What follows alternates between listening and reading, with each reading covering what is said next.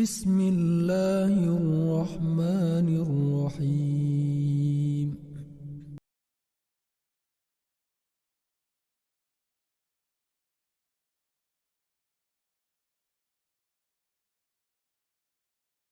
Satu sisi yang lain ya, kalau kita mendapati ada sebagian kaum muslimin yang berpendapat bolehnya melakukan peringatan Maulid.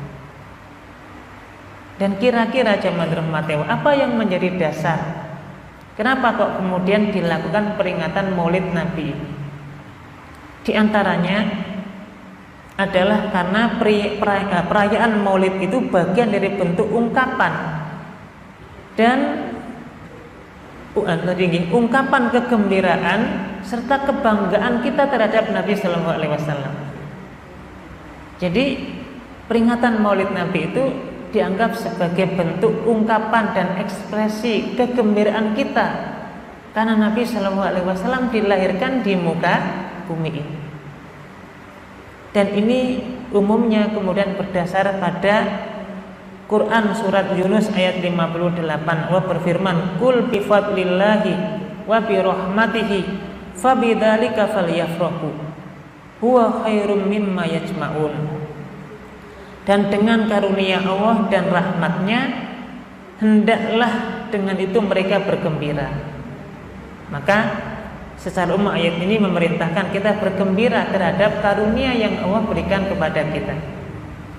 Dan di antara karunia yang paling besar yang Allah berikan kepada kita adalah lahirnya Nabi Sallallahu Alaihi Wasallam dan diutusnya Nabi Sallallahu Alaihi Wasallam di muka bumi ini sehingga kita bisa mengenal agama Islam dengan sempurna, yang mengajarkan kita jalan ke surga, yang mengajarkan kita jalan yang harus kita hindari menuju neraka dan seterusnya. Dan ini adalah rahmat yang paling besar. Fabidzalika falyafrahu. Maka dengan itulah hendaknya kamu bergembira. Dan menurut pendapat yang membolehkan Maulid, cara kita untuk bergembira dengan lahirnya Nabi yang mengadakan peringatan Maulid Nabi tadi. Tentu jamaah rahmati Allah, hal ini juga dibantah oleh para ahli ilmu.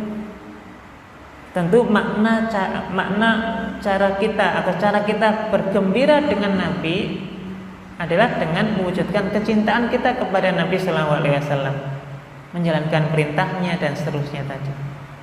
Tentu dengan cara kita mengekspresikan cinta kita kepada Nabi, ya menjalankan ajaran Islam dengan baik, tidak dengan cara mengada-ngadakan hal yang tidak pernah dicontohkan oleh Nabi. Nah, ini kurang lebih jawabannya. Kemudian di antara dalil diperingatinya Maulid Nabi, karena peringatan Maulid itu juga sebenarnya sudah dicontohkan sendiri oleh Nabi Sallallahu Alaihi Wasallam. Jadi ini umumnya meyakini bahwa memperingati Maulid itu sebenarnya Nabi sendiri juga sudah memperingatinya pada zaman Nabi masih hidup. Apa contohnya Bapak Ibu? Apa buktinya bahwa Nabi itu juga sudah memperingati hari lahirnya? Buktinya adalah ketika Nabi Sallallahu Alaihi Wasallam ditanya ya oleh sahabat pada waktu itu, kenapa Rasulullah Sallallahu Alaihi Wasallam berpuasa pada hari Senin? Ya, dan ini sebagaimana hadis yang diriwayatkan oleh Qatadah, Nabi SAW pernah ditanya, ya Rasulullah, kenapa kok berpuasa pada hari Senin? Maka Nabi SAW menjawab, ya, dzaka yaumun wulidtu, itu adalah hari di mana aku dilahirkan. Maka Nabi SAW bergembira dengan hari lahirnya, dan Nabi kemudian memperingatinya dengan berpuasa setiap hari Senin. Nah, jamaah rahmati Allah, landasan ini juga nanti ternyata juga dibantah oleh para ahli ilmu yang lain. Nabi Shallallahu Alaihi Wasallam berpuasa pada hari Senin itu tidak serta-merta karena faktor hari lahirnya semata, dan lebih penting lagi, Nabi Shallallahu Alaihi Wasallam berpuasa pada hari Senin itu ya karena perintah untuk melakukan puasa sunnah di hari Senin itu. Kemudian yang kedua, puasa hari Senin atau puasa sunnah di hari Senin itu tadi tidak semata-mata karena hari lahirnya Nabi. Karena dalam hadis itu nanti ada lanjutannya. Dzaka yaumun wulidtu wa yaumun buistu fihi wa unzila alayya fihi. Jadi ada 3 sebab kenapa Nabi berpuasa di hari Senin. Yang pertama karena hari itu adalah hari Nabi dilahirkan, hari Senin. Karena memang Nabi dilahirkan di hari Senin. Yang kedua, hari Senin itu pula Nabi Shallallahu Alaihi Wasallam diutus menjadi seorang Nabi dan Rasul. Nabi diutus menjadi seorang Nabi dan Rasul.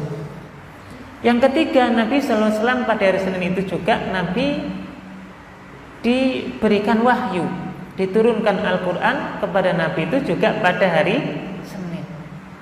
Sehingga Nabi Shallallahu Alaihi Wasallam berpuasa pada hari Senin itu bukan semata-mata unsur lahirnya, hari lahirnya, tapi ada sebab yang lain. Kalau memang itu dikatakan sebabnya karena hal-hal tersebut, maka bukan hanya sekedar hari lahir Nabi. Untuk itulah di antara hari yang paling dibanggakan di sisi Nabi Shallallahu Alaihi Wasallam adalah hari Senin. Termasuk nanti jamaah yang dirahmati Allah, di antara bantahan tadi, kenapa Nabi Shallallahu Alaihi Wasallam berpuasa di hari Senin pada saat Nabi dilahirkan? Karena ini menunjukkan rasa syukurnya. Jadi kesyukuran Nabi Shallallahu Alaihi Wasallam atas perintah, atas nikmat yang diberikan, yaitu dengan lahirnya itu Nabi wujudkan dengan beribadah kepada Allah Subhanahu Wa Taala. Maka semestinya kalau kita sama menggunakan dalil tadi, kalau kemudian kita berdalil tadi bahwa Nabi memperingati hari lahirnya dengan berpuasa, dan ini dianggap sebagai peringatan memperingati hari lahir Nabi, Nabi memperingati hari lahirnya dengan beribadah. Dengan apa? Berpuasa. Dan tidak memperingatinya dengan yang lain kan? Nabi memperingatinya dengan berpuasa.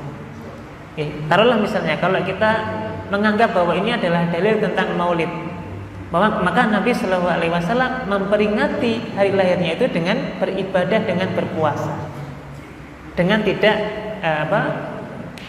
tidak melakukan hal-hal yang lain seperti itu.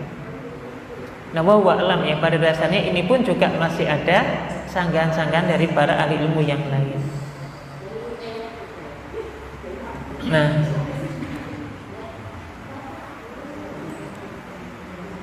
kemudian ini diantara alasan yang lain kenapa diperingati kelahiran Nabi atau Maulid Nabi, karena dengan dasar kelahiran Nabi Shallallahu Alaihi Wasallam menjadi faktor pendorong akan anjuran syariat untuk membaca sholawat, ya, dan salam kepada Nabi dan seterusnya. Ala kulli hal jamaah rahmati Allah, pada dasarnya inilah kurang lebih, ya, ada pendapat yang mengatakan ini bukan bagian dari perintah dan ini termasuk perkara baru dalam agama yang tidak boleh dilakukan.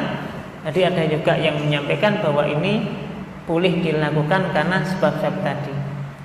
Tapi kalau kita cermati nih Bapak Ibu, di antara pendapat-pendapat yang ada tadi, tentu perbedaan pendapat itu bukan dalil.